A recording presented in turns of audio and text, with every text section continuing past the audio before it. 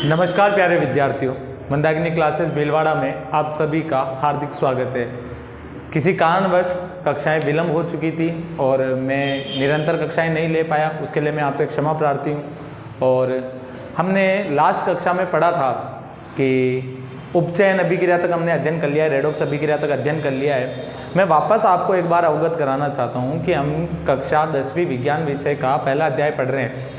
हमने अभी तक कक्षा 10वीं के पहले अध्याय में हमने पढ़ा था। मैं एक बार से आपको रिवीजन करवा देता हूँ, जिससे आपके अगर किसी कारणवश आप पुराना अगर भूल चुके हो तो उसमें आपको अध्ययन में सुविधा होगी।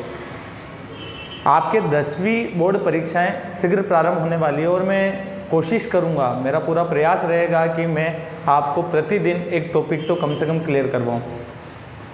हमने रासायनिक अभिक्रिया एवं समीकरण हम पढ़ रहे थे। रासायनिक अभिक्रिया और समीकरण लेसन पढ़ रहे थे।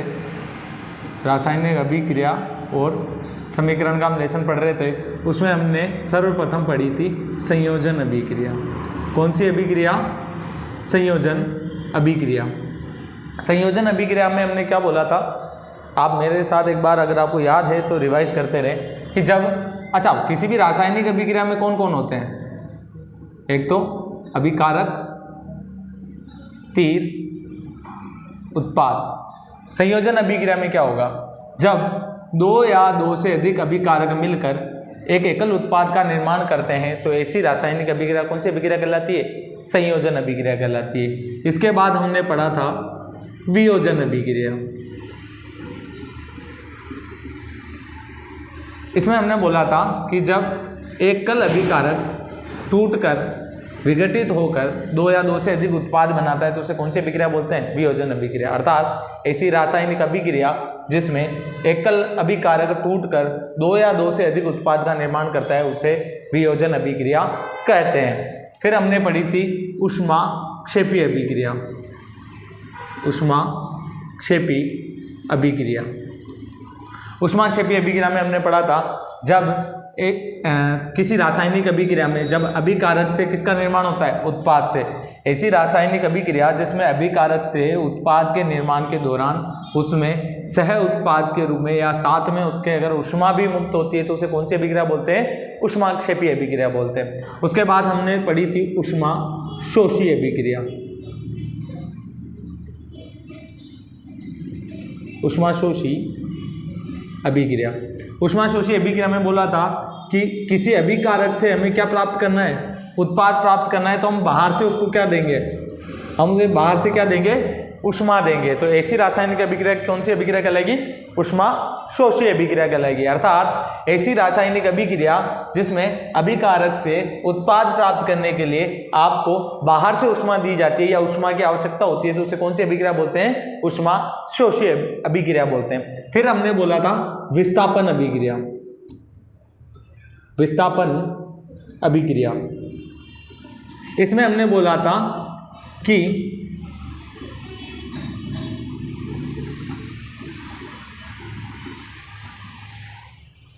ऐसी रासायनिक अभिक्रिया, अगर आपको कोई डाउट है तो आप पहले एक बार तो पुरानी कक्षाएं देखें, क्योंकि मैंने पुरानी कक्षाओं में इनको बहुत विस्तार पूर्वक, बहुत आराम से, बहुत मध्यम गति से पढ़ाया है। अभी मैं कोर्स पूरा करवाने के लिए और आपके वार्षिक परीक्षाएं आ चुकी है, इसके लिए मैं चाहूँगा कि मैं जितना मेरे से प्रयास हो उतनी मैं तेज़ गति रखूँ। आपको अगर एक बार में कोई विषय समझ में नहीं आता है, कोई बिंदु आपको एक बार में समझ में नहीं आता है तो आपके पास ये YouTube पर यथावत रहेगी। आप इसको जब चाहें, जितनी बार चाहें उतनी बार देख सकते हैं। आपको कोई टॉपिक समझ में नहीं आता तो उसे 2 बार देखें, 3 बार देखें, आपको मैं आश्वासन देता हूं कि ये समझ में आएगा। विस्थापन अभिक्रिया। ऐसी रासायनिक अभिक्रिया जिसमें अधिक क्रियाशील तत्व के द्वारा कम क्रियाशील तत्व का क्या कर दिया जाता है? विस्थापन कर दिया जाता है। उसको अपन ने कौन सी अभिक्रिया बोला था? विस्थापन अभिक्रिया बोला था। द्विविस्थापन अभिक्रिया।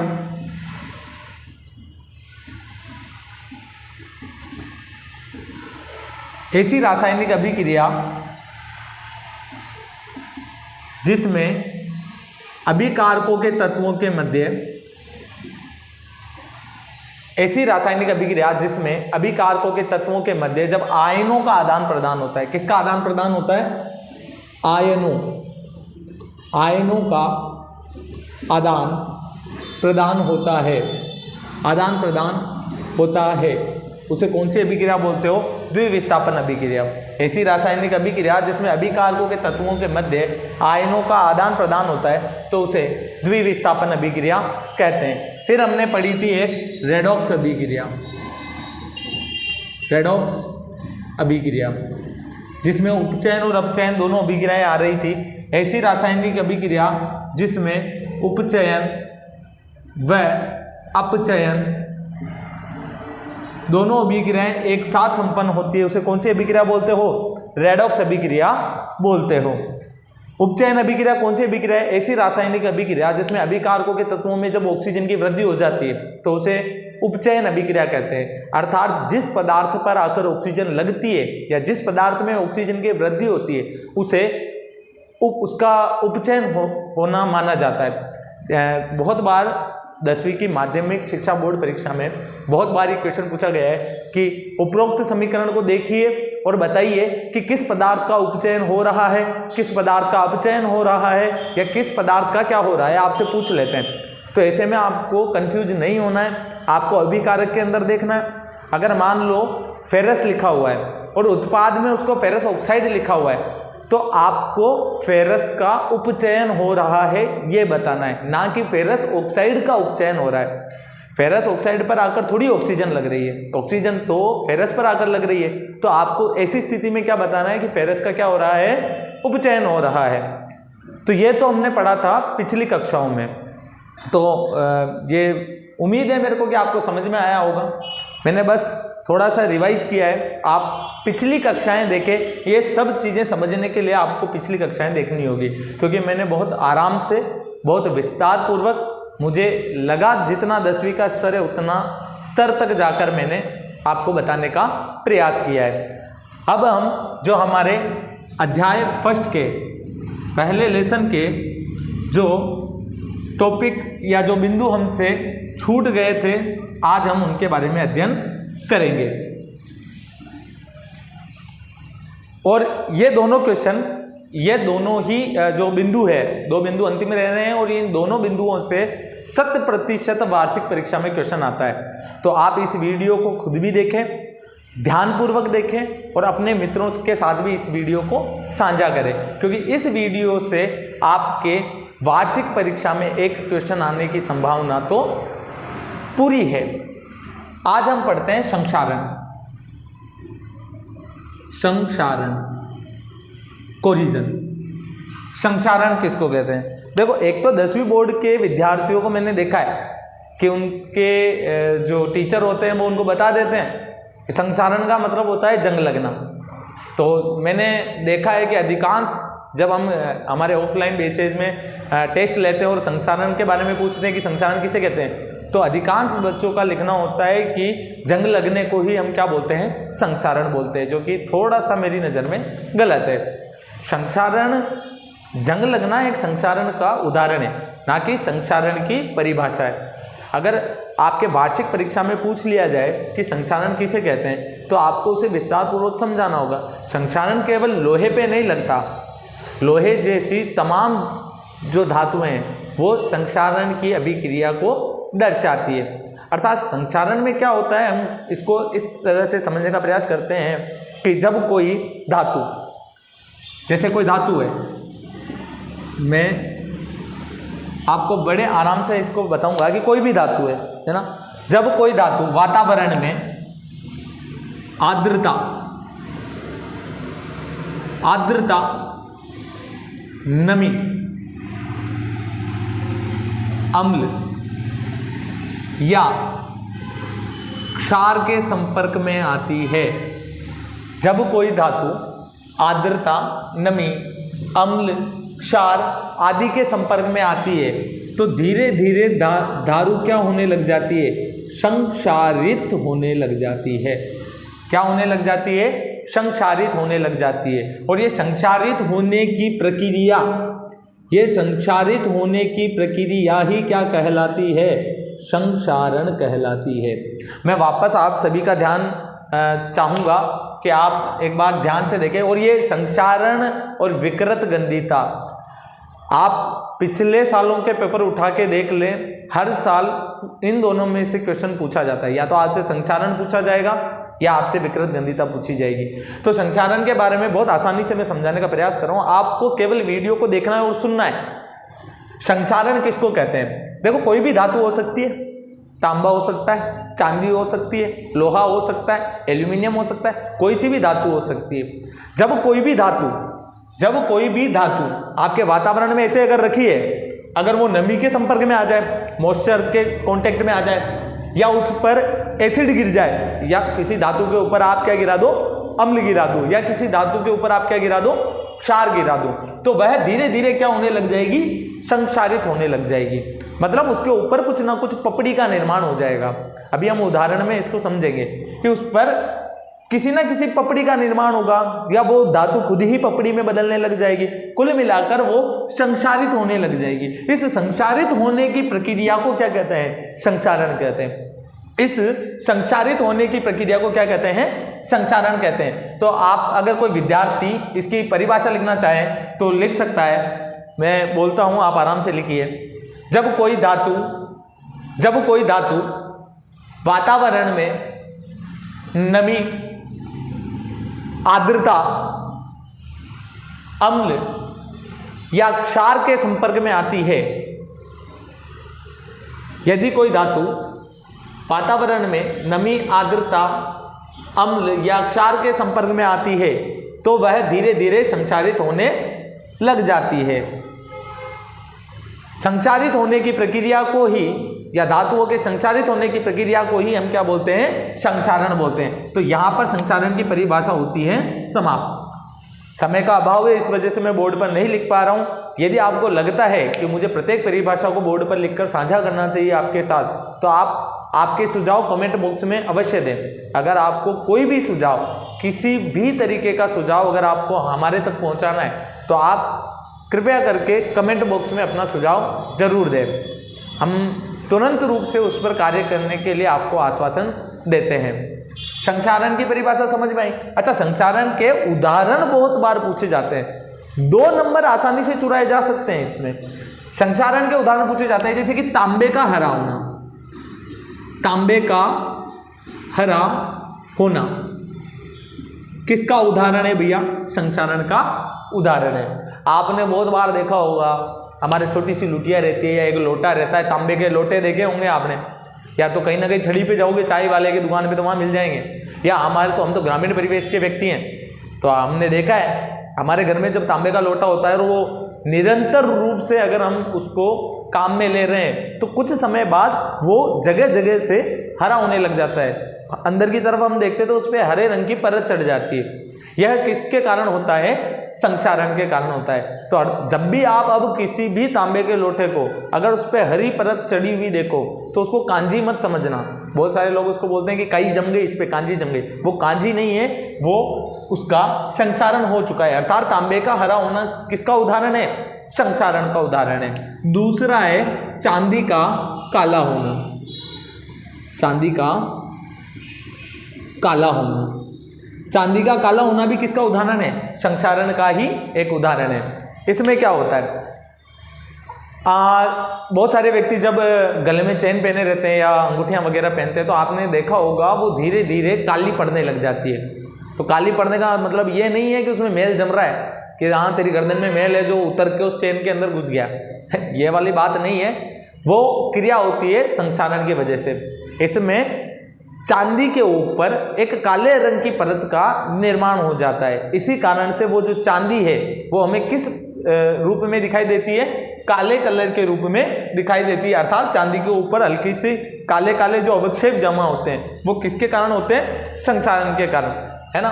तीसरा है आपका लोहे पर भूरी परत का चढ़ना। लोहे पर भूरी परत का चढ़ना। लोहे पर बुरी परत का चढ़ना, लंबे समय तक अगर आप किसी लोहे की वस्तु को नमी, आर्द्रता, अम्ल, क्षार आदि के संपर्क में रखोगे तो आप देखोगे कि उसके धीरे धीरे उसके ऊपर बुरी परत का निर्माण होने लग जाएगा, अर्थात उसका क्या होने लग गया है, संक्षारण होने लग गया है। देखो चांदी जैसी महंगी धातु, तांबे जैसी महंगी धातु, इनका यूज कम होता है। लोहा हमारा लोकप्रिय धातु है, हमारी प्रिय धातु है लोहा। अब लोहे को सर्वाधिक कोई हमारे को धातु का उपकरण बनाना है तो सर्वाधिक उपकरण हम लोहे के बनाते हैं। हमने देखा है कि लोहे के ऊपर अगर अपन ने पेंट नहीं किया है, उस पर ग्रीस नहीं लगाया है, उस पर ऑयल नहीं लगाया है, उसका एनोडीकरण नहीं किया है ना, तो ऐसी स्थिति में उसके ऊपर एक बुरी परत का निर्माण हो जाता है, अर्थात उसका क्या हो जाता है, संक्षारण हो जाता है। आम बोल चाल में इस लोहे के ऊपर बुरी परत के चढ़ने को ही हम क्या बोलते हैं, जंग लगना कहते हैं। आम बोल चाल की भाषा में जब वो लोहे के ऊपर बुरी परत चढ़ जाती है ना, उसको हम क्या बोलते हैं, जंग लगना बोलते हैं। अब एक बात बताओ, देखो बहुत सामान्य रूप से हमारे घरों में इनमें लोहे की धातु यूज होती है, चांदी तो बहुत कम, मेरे जैसे व्यक्ति के पास तो चांदी है ही नहीं, चांदी नहीं है तो लोहा मेरे पास बहुत है। लोहे के ऊपर बुरी परत का निर्माण आम रूप से देखा जा सकता है। अब हमारे गांव में काकी रहती है, अब मैं उसको बोलूं कि देखो आपके जो लोहे के ऊपर बुरी परत चढ़ी उसको संक्षारण कहते हैं। अपन तो भैया राजस्थानी है और अपने यहाँ तो बात को तोड़ मरोड़ के जाने किस तरीके से पहुंचा दिया जाता है। अगर आप संक्षारण बोलोगे वो एक साल बाद संक्षारण हो जाएगा, कहीं ना कहीं बोलने में विकृति होती संचारण, छिंचारण, छुंचारण, कुछ ना कुछ बोलने लग जाएंगे। तो इसको एक शॉर्ट शब्द दिया ताकि सभी प्रकार के व्यक्ति इसको आसानी से बोल पाए, इसीलिए इस लोहे पर बुरी परत के चढ़ने को संक्षारण की क्रिया ना बोलकर क्या बोलने लग गए, जंग लगना बोल गए, जो कि किसका उदाहरण है, संक्षारण का उदाहरण है। देखो मैं वापस आपके सामने ये टॉपिक रिवाइज करता हूँ, आप इसको आसानी से सुनें। जब भी कोई धातु किसी अम्ल के संपर्क में आ जाए, किसी क्षार के संपर्क में आ जाए या किसी नमी के संपर्क में आ जाए तो वह धीरे धीरे क्षरित होने लग जाती है या संक्षारित होने लग जाती है। ऐसी स्थिति में इस प्रक्रिया को क्या बोल देते हैं, हम संक्षारण बोल देते हैं। इसके उदाहरण है तांबे का हरा होना, चांदी का काला होना, लोहे के ऊपर बुरी परत का चढ़ना अर्थात लोहे पर जंग लगना। किसके उदाहरण है, संक्षारण के उदाहरण है। अगले लेसन में संक्षारण को और विस्तार से बताया गया है, संक्षारण से बचाव के बारे में भी बताया गया है, तो हम उस लेसन में पढ़ेंगे। फिलहाल एक दो याद रखना कि लोहे पर जंग लगने से आप कैसे कैसे बचा सकते हो, मतलब जो भी आप लोहे को जंग लगने से बचा सकते हो वो सब उदाहरण किसके हैं, संक्षारण के। अगर आप किसी भी धातु के ऊपर ये बताना चाहते हो कि संक्षारण से बचाव के क्या उपाय हैं, तो आप लोहे को जंग लगने से बचाने के लिए जो जो उपाय जानते हैं वो उपाय आप संक्षारण से बचाव में लिख सकते हैं। उम्मीद करता हूं आपको ये टॉपिक अच्छे से समझ में आया होगा। आप एक बार इसका स्क्रीनशॉट ले लें।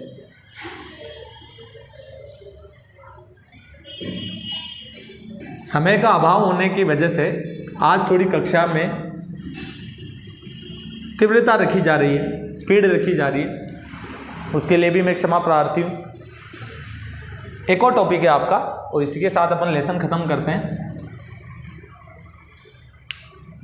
विकृत गंधीता, विकृत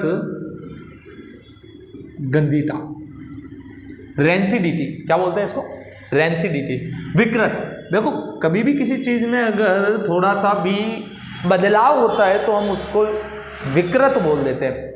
जैसे कि अगर मेरा हाथ सीधा है, अगर इसमें थोड़ा सा भी बेंड होता तो इसको सामान्य भाषा में क्या बोल देते हैं, विकृत। या आप यूँ बोल सकते हो, अगर इस टॉपिक को समझने के लिए आपको अगर इस विकृत शब्द को समझना है तो आप ये बोल सकते हो, बिगड़ा हुआ, हुआ छोकरा जवारे,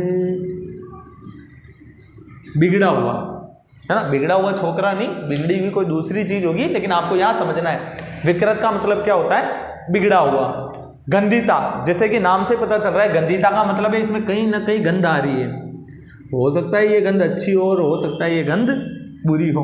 कुछ गंध अच्छी होती है और कुछ गंध बुरी होती है। अच्छी गंध को सुगंध बोलते हैं और बुरी गंध को दुर्गंध बोलते हैं।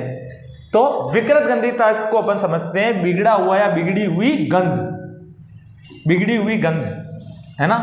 देखो विकृत गंधीता को भी अपन बहुत आसानी से समझने का प्रयास करेंगे।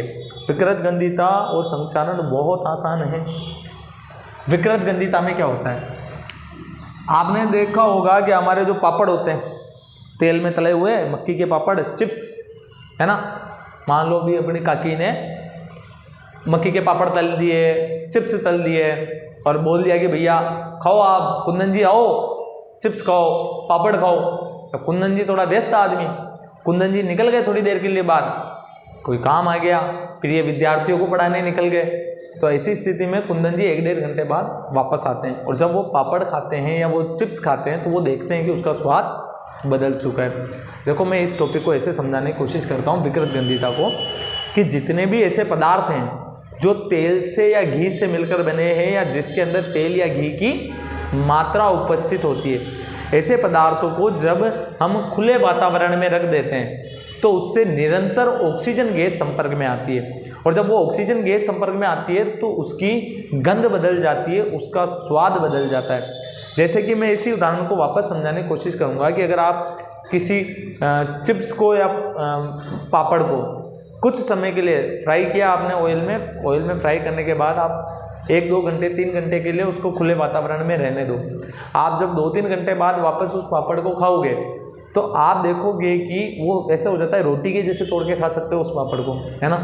जब आप उस पापड़ को सूंघोगे तो आपको एक तो उसकी गंध, जब वो पापड़ फ्रेश तला गया था तब उसकी गंध अलग होगी और 2-3 घंटे बाद उसकी गंध बदल जाएगी। बदल जाएगी का मतलब हो जाएगा उसकी गंध में विकृतता उत्पन्न हो जाएगी, अर्थात वो हो सकता है, विकृत का मतलब होता है बिगड़ना। पहले जो गंध आ रही थी जब उसको फ्राई किया था उस समय जो गंध थी वो गंध 2-3 घंटे बाद बदल जाएगी। आप जब कोई फ्रेश पापड़ होगा उसको खाओगे तो उसका स्वाद अलग आएगा और 2-4 घंटे बाद अगर उस पापड़ को खाओगे तो उसका स्वाद अलग आएगा। ये किसके कारण होता है, जैसे कोई आपके मक्की का पापड़ है, किसका पापड़ है, मक्की का पापड़ है। ये एक तो मैं पहले बता दूं 10वीं क्लास के विद्यार्थियों की ये दिक्कत बहुत ज़्यादा है। अगर मैंने ऐसे पापड़ वापड़ करके लिखा दिया, आप ऐसा नहीं एग्जाम में ये कहीं छाप के आ जाओगे। मैं समझाने के लिए उदाहरण दे रहा हूँ भाई, आपको परिभाषा में यहाँ पे बोर्ड पे लिख दूंगा, आप लिख लेना, ठीक है। मान लो ये तेल या वसायुक्त खाद्य पदार्थ है, कोई भी हो सकता है, तेलीय या वसायुक्त खाद्य पदार्थ। तेल या वसायुक्त जब खाद्य पदार्थ जब वातावरण में निरंतर संपर्क में रहते हैं, जब वो निरंतर संपर्क में रहते हैं तो उनके ऊपर कौन सी गैस आकर लग जाती है, ऑक्सीजन गैस आकर लग जाती है।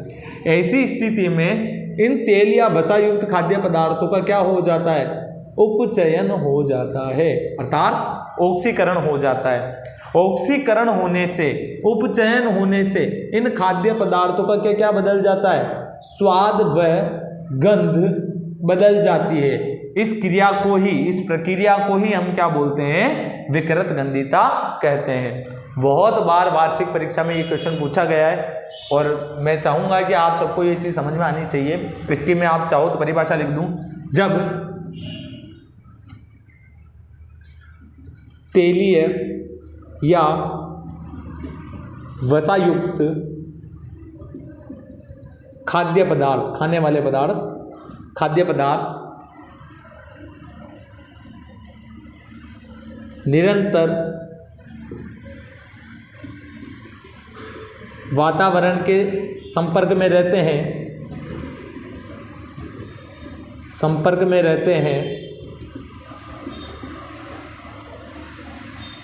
तो इससे उनका उपचयन हो जाता है। उपचयन अर्थात ऑक्सीकरण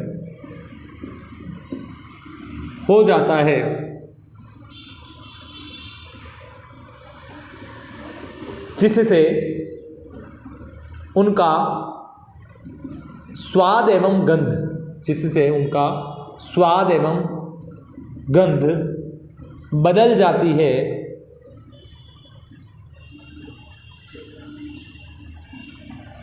इसे ही विकृत गंधिता कहते हैं। जब कोई तेलीय या वसायुक्त खाद्य पदार्थ निरंतर वातावरण के संपर्क में रहता है तो ऑक्सीजन के संपर्क में आने से उनका उपचयन, ऑक्सीकरण हो जाता है, जिससे उस खाद्य पदार्थ का स्वाद और गंध बदल जाती है। इसे ही हम क्या बोलते हैं? विकृत गंधिता बोलते हैं। अब ये भी बहुत बार पूछा गया है कि विकृत गंधिता से आपको बचना कैसे, या विकृत गंधिता से हम तेल या वसायुक्त खाद्य पदार्थों को कैसे बचा सकते हैं। सिंपल बात है। पहली बात तो ये विकृत गंधिता से बचाव में पहली बात तो ये है कि हम एयर टाइट बॉक्स का उपयोग करेंगे। एयर टाइट बॉक्स, इनको बोलते हैं हिंदी में वायु रोधी बर्तन। आप विकृत गंधिता से बचाव के लिए क्या करोगे? वायु रोधी बर्तनों का उपयोग करोगे। अब मेरी मम्मी ने पापड़ तल लिए, अब पापड़ खराब नहीं हो जाए, मैं मेरे गांव से भिलवाड़ा आ रहा हूँ, भिलवाड़ा आने तक मेरे पापड़ खराब नहीं होने चाहिए, या 2 दिन बाद कहूँ तो खराब नहीं होने चाहिए। इसके लिए मैं क्या करूँगा? पापड़ मम्मी तलेंगे, तलते पहले उनको लिया, एयर टाइट बॉक्स में बंद कर दिया, जिसमें ऑक्सीजन जाने की संभावना है ही नहीं। अरे एक बात बताओ, जब तेल या घी से बनी हुई चीज़ें, जब उनको ऑक्सीजन ही नहीं मिलेगी तो उनका उपचयन ही नहीं होगा, और जब उनका ऑक्सीकरण ही नहीं होगा तो उनका स्वाद और गंध भी नहीं बदलेगी, और स्वाद और गंध नहीं बदलेगा तो लंबे समय तक उनको मैं उपयोग में ले सकता हूँ। आपने देखा होगा बहुत सारी दुकानों पे वो एक जाने क्या कबाब बोलते हैं शायद उनको, वो आते बच्चे खाते रहते पीले पीले कलर की डंडियाँ, है ना। तो आपने बहुत सारी किरानों की दुकान पे देखा होगा, प्लास्टिक के डिब्बे के अंदर उसको बढ़िया बंद करके रखते हैं, वो लंबे समय तक खराब भी नहीं होते, क्योंकि एयर टाइट बॉक्स में एयर नहीं जाती, अर्थात ऑक्सीजन के संपर्क में वो तेल या वसायुक्त खाद्य पदार्थ नहीं आते। ऐसी स्थिति में उनमें विकृत गंधिता नहीं होती, और विकृत गंधिता नहीं होती तो उनका स्वाद और गंध भी नहीं बदलता है। दूसरा है, आप एंटीऑक्सीडेंट पदार्थ का यूज करो। मैंने तेल या वसा वाला कोई भी पदार्थ बनाया, उसके अंदर एंटीऑक्सीडेंट डाल दिया। ऑक्सीडेंट का मतलब, एंटीऑक्सीडेंट का मतलब है ऑक्सीजन का एंटी, मतलब ऑक्सीजन का शत्रु। अब ये लिख मत देना देवताओं, आपको सिर्फ समझाने के लिए ऐसे उदाहरण दिए जाते हैं। एंटीऑक्सीडेंट मतलब वह पदार्थ जो तेल या वसायुक्त खाद्य पदार्थों की ऑक्सीजन से अभिक्रिया उन्हें नहीं देगा, या आप एंटीऑक्सीडेंट को ऐसे समझ लो कि किसी भी पदार्थ का उपचयन होने से रोकने के लिए आप उसमें क्या डाल सकते हो? एंटीऑक्सीडेंट डाल सकते हो। उसका उपयोग करके भी आप संक्षारण विकृत गंधिता होने से बचा सकते हो। इसका एक सामान्य उदाहरण मैं देता हूं विकृत गंधिता का, और उसके साथ ही हम इस आज की कक्षा का समापन करते हैं। विकृत गंधिता को थोड़ा ऐसे समझते हैं, यही चीज मैं थोड़ा ऐसे बताता हूं।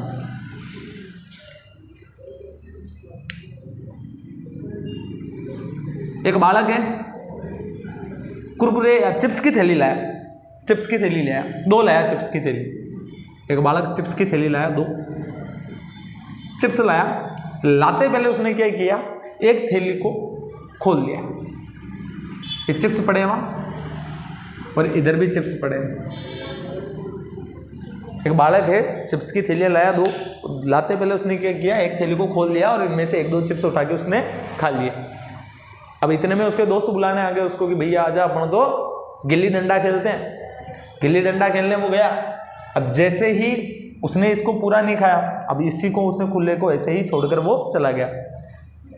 चिप्स की थैली का उदाहरण है ना। तो अब वो आएगा 2-4 घंटे में बालक खेल के, तब तक इसके अंदर कौन सी गैस जाती रहेगी? इसके अंदर कौन सी गैस जाती रहेगी? ऑक्सीजन गैस जाती रहेगी। अब जब ये तेल में तले हुए चिप्स होंगे, तो जब इन तेलीय पदार्थों के अंदर किसकी वृद्धि हो जाएगी? ऑक्सीजन की, अर्थात उनका क्या हो जाएगा? उपचयन हो जाएगा। तो 2-3 घंटे के बाद इस चिप्स की थैली के अंदर जो चिप्स थे, उनका स्वाद और स्मेल, उनका स्वाद और गंध दोनों ही क्या हो जाएंगे? बदल जाएंगे। अर्थात उनका क्या हो जाएगा? उपचयन हो जाएगा, और उपचयन होने से उसकी स्वाद और गंध दोनों में बदलाव हो जाएगा। अगर वहीं दोनों दुकान से एक साथ लेकर आया है, लेकिन इसको अगर 5 दिन बाद भी खाएगा, इसको अगर 5 दिन बाद भी खाएगा, तो ये वैसे के वैसे ही लगेंगे उसे जैसे तो अभी तल के उसको मिले हो या फ्राइड करके उसको दिए गए हो। ऐसा क्यों होता है? देखो, हम विकृत गंधिता के लिए सबसे दुष्टकारी गैस कौन है? मतलब तेल या वसायुक्त खाद्य पदार्थों के लिए सबसे बुरी गैस कौन है? ऑक्सीजन। अगर मैं कह रहा हूं कि ऑक्सीजन के अलावा ऐसी गैस डाल दूं जो तेल या वसायुक्त खाद्य पदार्थों के साथ कोई भी अभिक्रिया ना करे, तो जाहिर सी बात है विकृत गंधिता ही नहीं होगी। मैं बोल रहा हूं जो चीज खराब करने वाली है उस जगह, उस उसके स्थान पे कोई दूसरी गैस डाल दूं तो क्या वो पदार्थ खराब होगा? नहीं होगा। तो सबसे अच्छी गैस कौन है? सबसे प्यारी गैस है नाइट्रोजन गैस। एक अक्रिय गैस है, एक नोबल गैस है जो किसी के भी साथ अभिक्रिया करना पसंद ही नहीं करती है, अपने आप को बढ़िया संतुष्ट समझ रखा है। तो चिप्स बनाने वाली जो फैक्ट्रियाँ होती है, लेस वगैरह, ये जो चिप्स बनाने वाली फैक्ट्रियाँ होती है, ये चिप्स बनाने वाली फैक्ट्रियाँ क्या करती है? ऑक्सीजन गैस के स्थान पर कौन सी गैस डाल देती है? नाइट्रोजन गैस डाल देती है। ऑक्सीजन गैस के स्थान पर कौन सी गैस डाल देती है? इसके अंदर क्या भरी होती है? नाइट्रोजन गैस भर देते हैं, वो नाइट्रोजन गैस भर देते हैं। वो चिप्स की थैली लाते हैं, जो मेरे जैसे तो ऐसे हैं कि चिप्स की थैली लाते हैं जो फुली हुई है, मतलब उसके अंदर ज़्यादा चिप्स है। अरे ज़्यादा वादा चिप्स कुछ नहीं है, उसके अंदर नाइट्रोजन गैस भरी हुई है। और यह आपको ध्यान भी रखना चाहिए, अगर आप कभी भी कोई बाहर मार्केट से कोई चीज़ खरीदो या चिप्स वगैरह जब खरीदो तो आपको वो थैली लेना ज़्यादा प्रेफर करना चाहिए जो थोड़ी फुली हुई हो, जिसके अंदर गैस भरी हुई हो। जिसके अंदर से गैस निकल चुकी है, ऐसी थैली को आपको लेने से अवॉइड करना चाहिए। आज हमने 2 टॉपिक पढ़े, संक्षारण और विकृत गंधिता। संक्षारण, जब कोई धातु अम्ल, क्षार, आर्द्रता, नमी आदि के संपर्क में आती है तो धीरे धीरे वो संक्षारित होने लग जाती है। धातुओं के इस गुणधर्म को या धातुओं की इस प्रक्रिया को हम क्या बोल देते हैं? संक्षारण बोलते हैं। विकृत गंधिता, जब कोई तेल या वसा, तेल और घी से मिलकर कोई चीज़ें मिलकर बनी होती, कोई पदार्थ बने होते हैं तेल और घी से, यदि उनका उपचयन हो जाता है तो उनका स्वाद और गंध दोनों बदल जाते हैं। इस क्रिया को हम क्या बोलते हैं? विकृत गंधिता बोलते हैं। विकृत गंधिता से बचने के लिए हम खाद्य पदार्थों को, तेल या वसा युक्त खाद्य पदार्थों को वायुरोधी बर्तनों में रख सकते हैं, उनमें एंटीऑक्सीडेंट पदार्थ डाल सकते हैं, या फिर ऐसी गैस प्रवाहित कर सकते हैं जो अक्रिय हो। जैसे कि नाइट्रोजन गैस एक अक्रिय गैस है जिसको चिप्स बनाने वाली फैक्ट्रियाँ ऑक्सीजन के स्थान पर भर देती है, जिससे लंबे समय तक तेल या वसा युक्त खाद्य पदार्थों में विकृत गंधिता का गुण उत्पन्न नहीं होता है। हम आशा करते हैं कि आप सभी लोग अब अध्ययन को सुचारू रूप से और बहुत तीव्र गति से कर रहे होंगे। बोर्ड परीक्षाएं आने वाली है, 7 दिन बाद आपके बोर्ड परीक्षाएं हैं, और आप मेहनत कीजिए क्योंकि समय बार बार नहीं आता है। एक बार आपके आस पड़ोस वालों को, घर वालों को, सबको एक बार दिखा दीजिए आपका हौसला, आपका जुनून, आपकी ताकत, क्योंकि आप में बहुत सामर्थ्य है, आप बहुत कुछ कर सकते हैं, आप में बहुत एनर्जी है। आप कम से कम अगर आपने पूरे साल पढ़ाई नहीं की है तो ईमानदारी से ये 1 महीना आप अध्ययन कीजिए। यकीन मानिए आपका जो रिजल्ट है वो बहुत ही शानदार आएगा, बहुत ही उत्तम आएगा, बहुत ही बेस्ट आएगा। मंदाकिनी क्लासेस भीलवाड़ा आपके लिए तत्पर खड़ा है। आपका कोई मिलने वाला हो तो आप ऑफलाइन कक्षा के लिए सजेस्ट कर सकते हैं। ऑनलाइन कक्षा के लिए निःशुल्क है। आप इस चैनल को ज़्यादा से ज़्यादा शेयर करें, सब्सक्राइब करें। धन्यवाद।